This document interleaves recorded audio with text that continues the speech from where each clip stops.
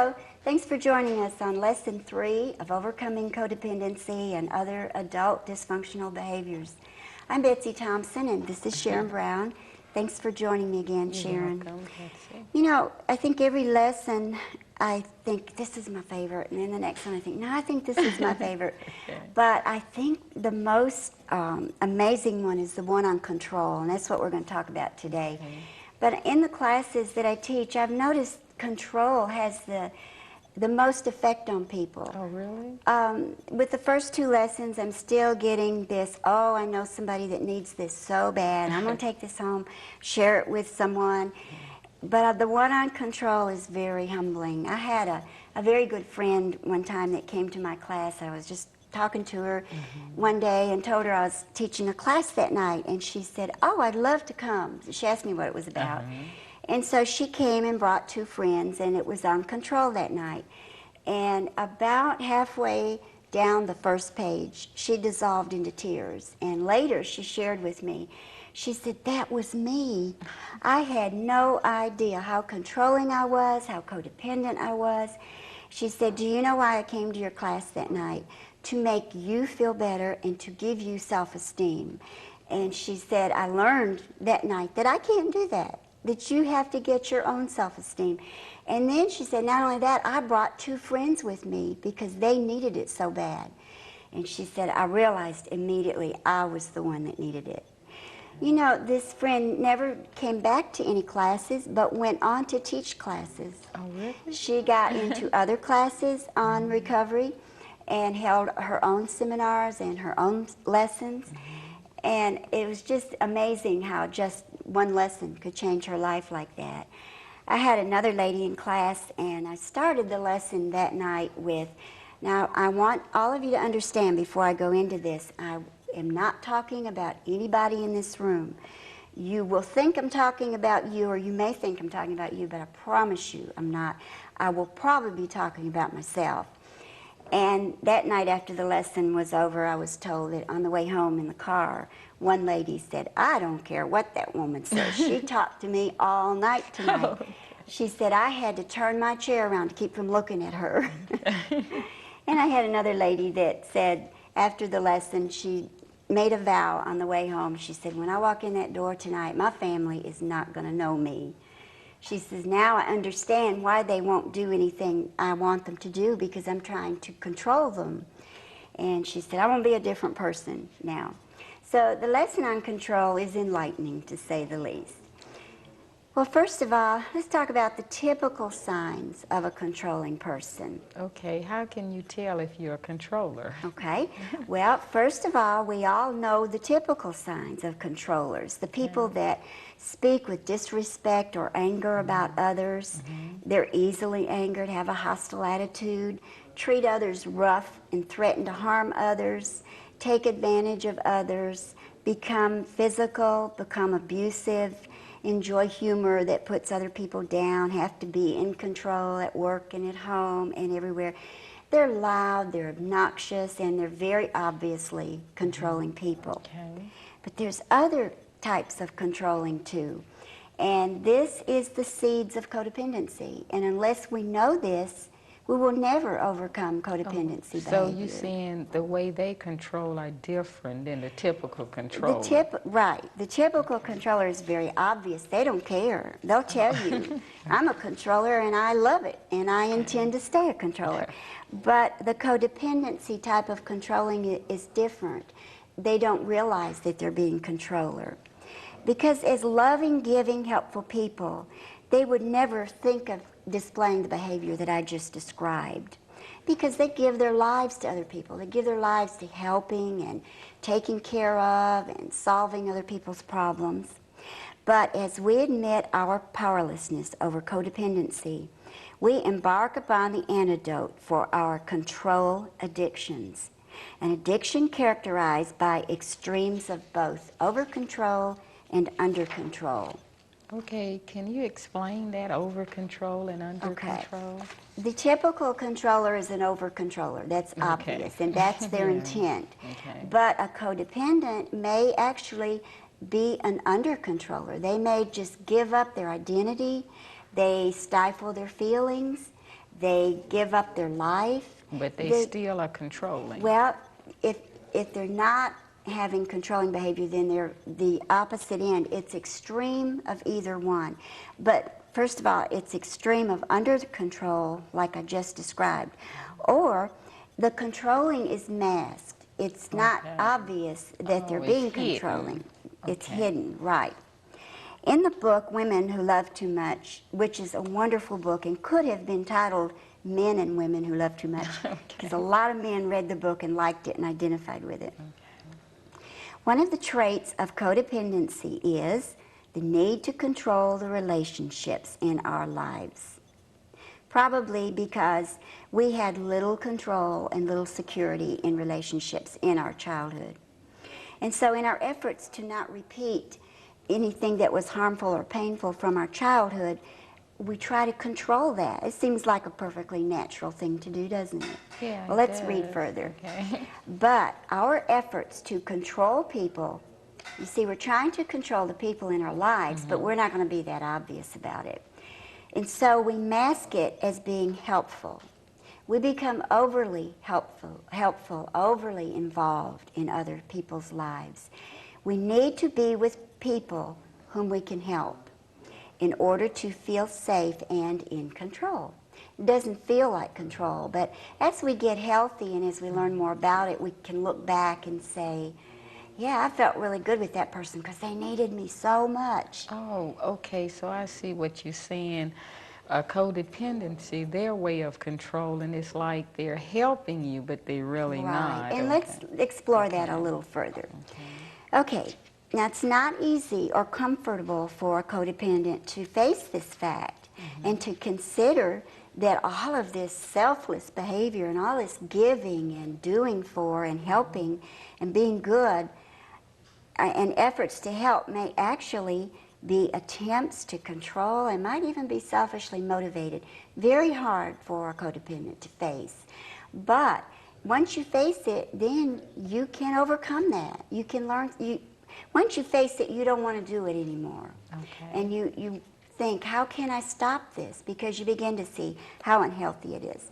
Now, how can we tell when we're controlling or when we're helping? Because it's okay to help. We just don't want to do it in a controlling way. As codependents, we must always examine our motives.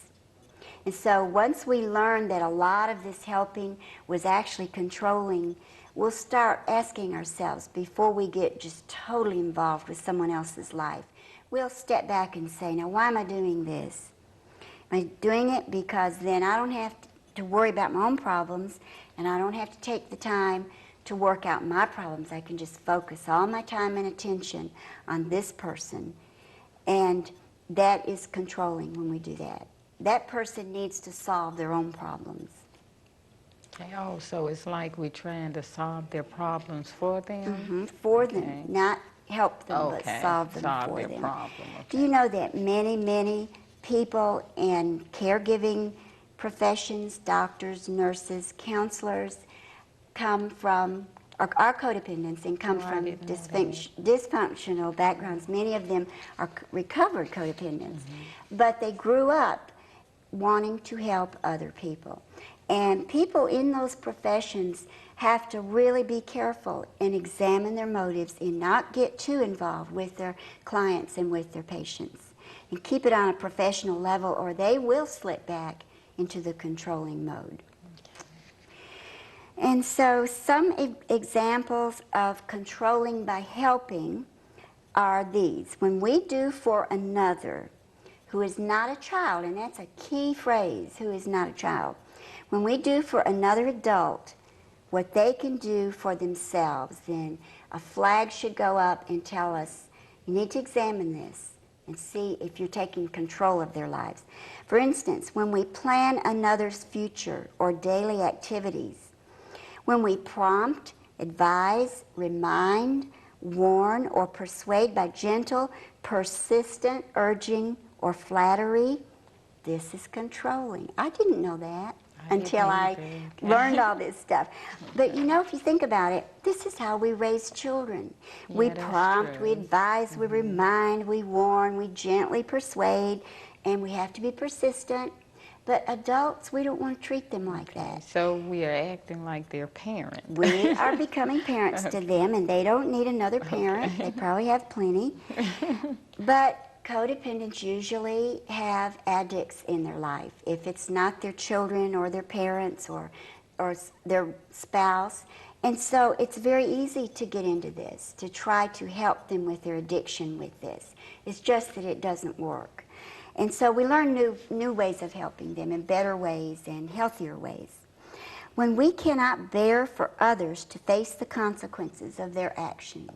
If we have a child on drugs, it kills us to see them face the consequences of their actions, and it's normal to want to step in and take the consequences for them.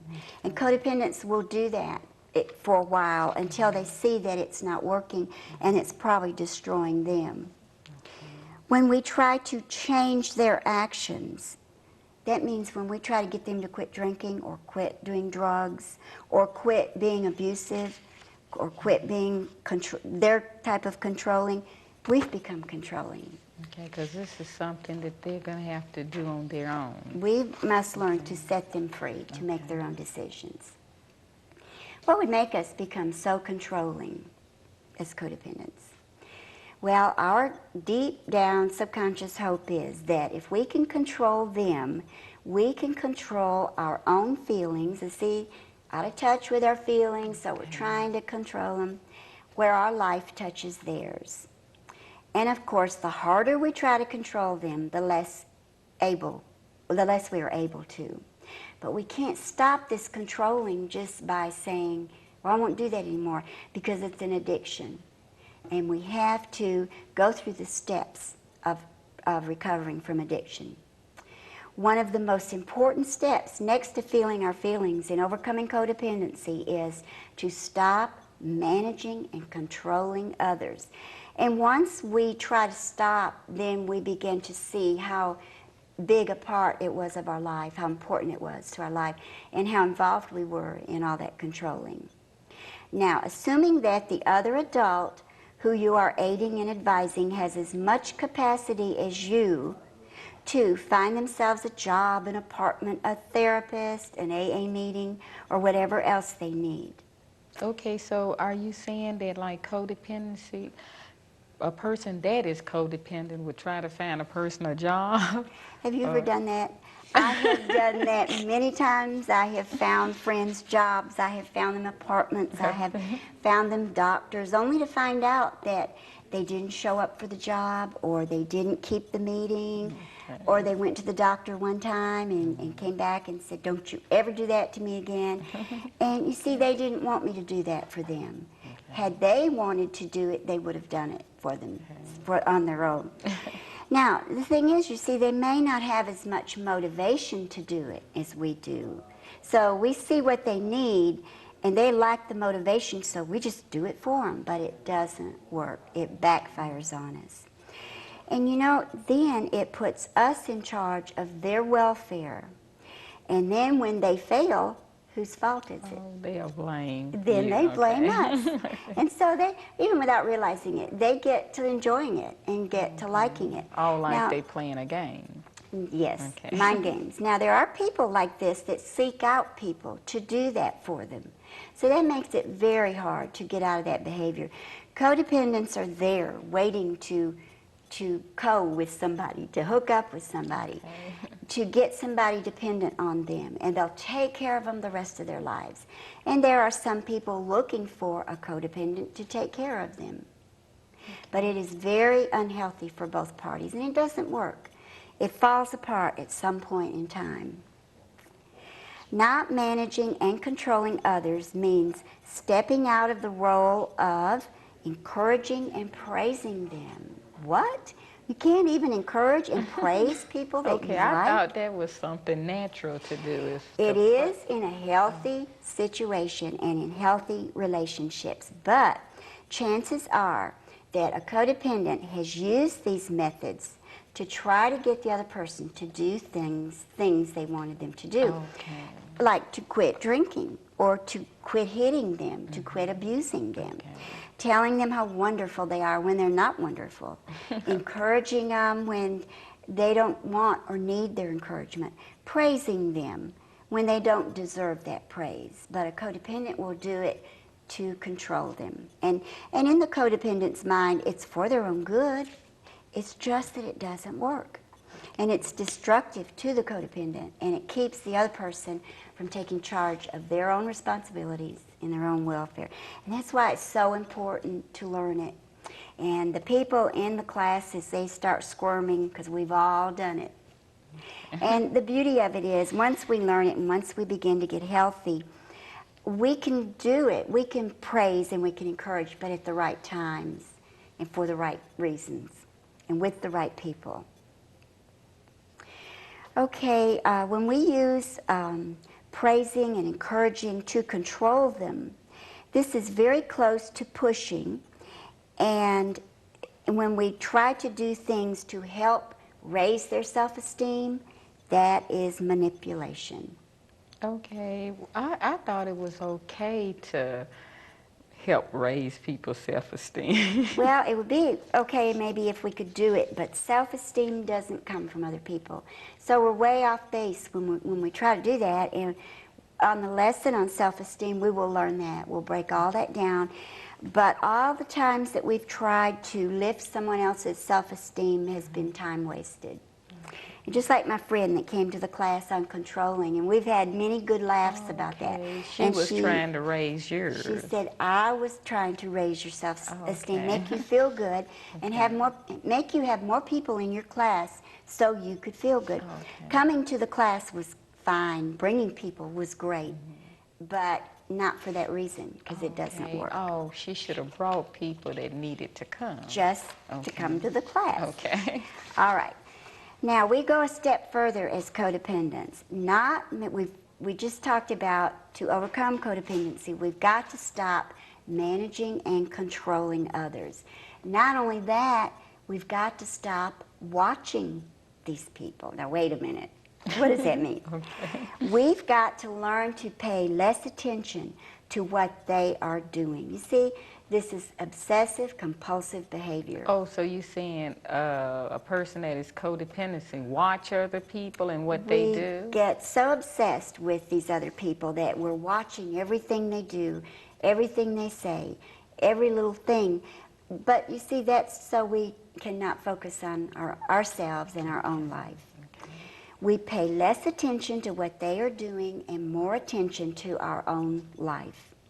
Their troubles are their own, not ours, and we let them take full responsibility for their problems and full credit for their solutions. We learn to stay out of it. And you can imagine, and you can see now why that's going to take time and practice. Yeah, and, I can. But learning it and understanding it really helps you to want to break that It's like kind a of cycle. behavior. Yes, vicious cycle. Now, be prepared. As you make these changes, the other person is probably going to come on stronger because they have learned to function like this, and they've learned to plan their life around this, knowing that you are going to take care of them, you are going to be there for them, you're going to take the consequences for them, you're going to get them out of jail, you're going to get them in the hospital when they need to. When you stop that, that's going to throw them off balance for a while, and they will try to get you hooked back into that behavior. And a lot of times we will get back into it, but we don't stay, because once you know this, you can't ever do it to that extent anymore. Do people have relapses where they do go? Relapse is a part of recovery. Okay. And it's another lesson we're going to talk about, and how to make relapse work for us. Okay. Okay, stopping the managing and controlling means that we disentangle from their feelings. And as we are learning to feel our own feelings more, we can start disentangling from theirs some. And especially from their actions and their results. It requires that we allow them to deal with the consequences of their behavior. It means we don't save them from any of their pain, and that is so hard to do. Well, they have to save themselves. They have to take the necessary steps to get out of the pain, and you see, the bottom line is we can't save them from their pain. We're trying to do something that we can't do, and we're spending our whole life doing it. And that's very disturbing because we love these people. These are our loved ones, and we can't stand to see them in that pain. But we've got to quit saving them from their own pain, the pain they're inflicting on themselves. But the good news is we may continue to care about them. It doesn't mean totally shut them off. It doesn't mean totally let them kill themselves. It means we just don't take care of them. And so we just sort of change our behavior, get a more healthy way of coping We do with it in a different manner. Yes, in a much healthier way. We allow them to find their own way, just as we're working to find our own way. In stopping the managing and the controlling, okay, we said it means to stop managing and controlling, to stop doing for them what they can do for themselves, stop watching every move they make. Also, it means that we learn to say and do nothing. This is quite an exercise when we get that far in our recovery. When we see them do something that we just know we could rescue them from, and we want to go and grab them and stop them, we have got to learn, don't do or say anything. Let them have their life back. This is one of the most difficult tasks that we will face in recovery. When their life is unmanageable, when everything in us wants to take over, to advise and encourage them, to manipulate the situation in whatever way we can, we must learn to hold still. We must learn to respect the other person enough to allow the struggle to be theirs and not ours. You see, we have allowed their problem to be our problem, and they love it. Because, like we just said a few minutes ago, when everything goes wrong, then they've got somebody to blame. Okay. Now, not controlling and managing means taking a hard look at the way things are, rather than the way they wish they could be, the way that we hope they will be. It means to quit saying, as soon as they, whatever, sober up. What should we say? We let go. We just take a hard look at, this is the way it is. They've chosen this behavior, and they've got to choose not to do this. And we're going to have to go now. But this lesson is so important that we've written a children's lesson on this one too. And we're going to join Kevin's Corner. Okay. And these children's lessons are designed to open up the conversation, and we can give to our children whatever we want them to know according to their age level. If you'd like more information, write to We Are Not Alone, 185 Amethyst Drive, Nashville, Tennessee.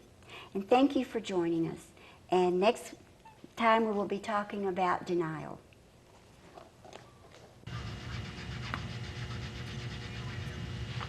Hi, I'm Kevin. This is Kevin's Corner. These are my friends, Mario, Eric, and Chris. Today our story is going to be Fooled Me. Thank you, Kevin. Last time we had a story about a little boy named Jamie, and this story is going to be about Jamie again. And this is one of my favorite stories because it's a story about when he tried to fool his mother. And all of us have tried to fool our mothers, and it never did work out. But let's see what Jamie did. One rainy morning, Jamie just didn't want to go to school. He didn't want to get out of bed, and he didn't want to get ready for school. He thought about how much fun it would be to stay in bed late and stay home from school that day. The more he thought about it, the more he wanted to do it. He knew Mother would not let him do this, so he decided to play a trick. When Mother came in to see why he was still in bed, Jamie tried to cry, and he held his stomach. "I feel sick, Mommy. I can't go to school today," he said. Mother took his temperature, but he didn't have a fever. She looked and could not find anything wrong with Jamie. But he cried harder, and he begged her to not make him go to school. The more Jamie pretended, the worse he felt. He even wondered if he really was sick. Finally, Mother told him that he could stay home from school that day. She was very worried about him. Jamie tried to have fun all day, but he didn't feel good inside because he knew he had fooled his mother. When he went to bed that night, he decided to tell his mother the truth. I really wasn't sick today, Mommy. I just wanted a day off from school. Jamie, I'm glad you told me that, said Mother, because I knew you weren't sick today. What you did today was a very unkind thing to do.